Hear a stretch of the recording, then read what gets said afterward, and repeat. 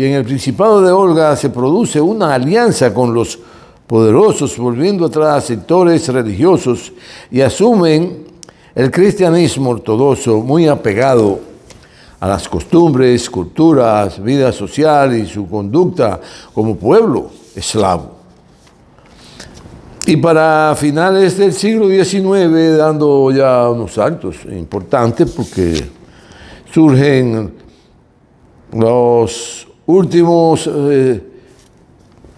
por el declive que ya viene experimentando Rusia después de la Segunda Guerra Mundial en el siglo XIX, surgen grandes tormentos en los zaristas que controlaban una familia apellidada los Romanov. Y ya para principios del siglo XX se desarrolla una gran revolución armada dirigida por Ilyich Lenin y logran tomar el poder político. La clase obrera, los campesinos, el estudiantado, los intelectuales demás progresistas caminaron junto con Lenin y su partido, el Partido Socialista Obrero Ruso en ese entonces, bueno, y tomaron el poder político. Y en los primeros 6 años de gobierno que encabezó Lenin, quien luego murió por un disparo que fue víctima de una mujer que envió a Occidente, no cayó del cielo, no, una mujer que la entrenó a Occidente para matar a Lenin. Y lo hirió, y claro está, lo inhabilitó por un tiempo,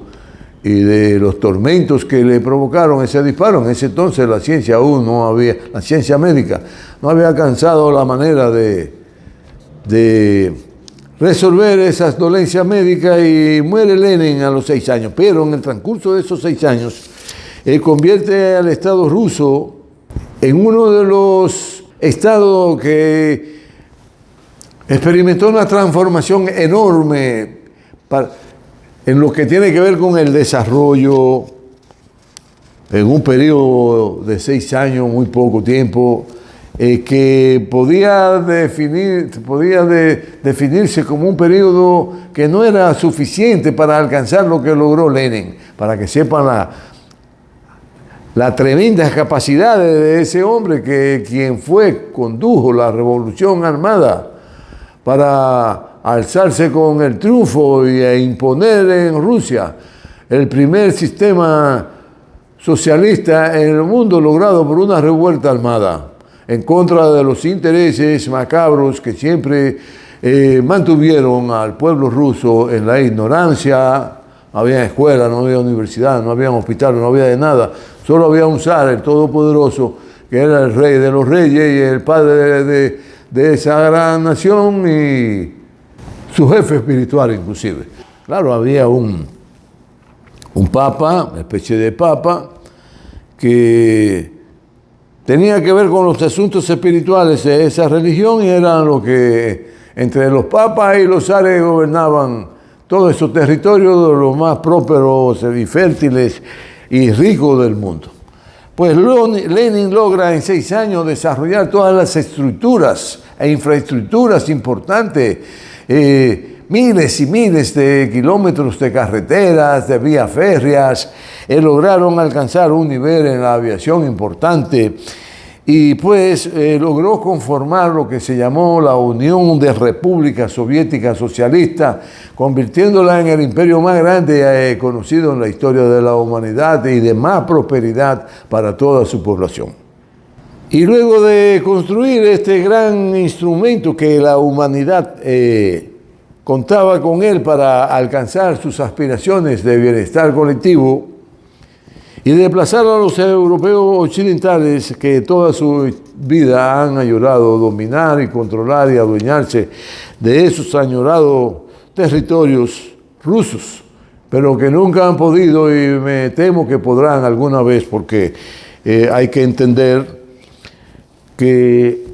la población rusa se fue fortaleciendo como el acero con las vicisitudes, al calor de las guerras, al calor de las ocupaciones de territorios que querían hacerle daños, y tanto los príncipes como los zares fueron añadiendo territorio, y es lo que se conoce en gran parte hoy de la Federación Rusa. Porque lo de la Unión Soviética, eso fue unos acuerdos mucho más importantes, donde la mayoría de los estados euroasiáticos acordaron formar parte de esa unión de países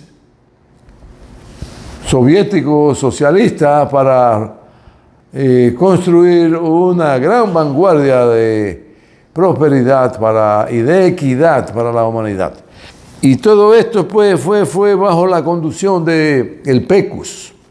es decir, el Partido Comunista de la Unión Soviética, el cual duró 71 años dirigiendo el Estado. Pero las debilidades ideológicas, junto a la corrupción de su liderazgo y la intromisión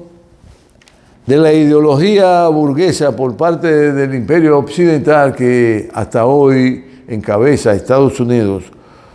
más el deterioro, reiteramos, ideológico de la mayor parte de los dirigentes que conducían el proceso soviético, y al presentársele una de las crisis que tuvieron en el orden económico, no fueron capaces de solventar esa crisis y lograr superarla para conducir a su población por el camino que venía en cuanto a tener condiciones de vida más propias de que todos los seres humanos tienen el mismo derecho de vivir, con todas las condiciones que le permitan ser personas, hombres y mujeres y niños, con los problemas fundamentales a la orden del día en cuanto a que se resuelvan, para vivir con tranquilidad, armonía y desarrollo íntegro de lo que tiene que ver la formación humana más importante que ha dado el desarrollo de la vida sobre el planeta, que es la familia.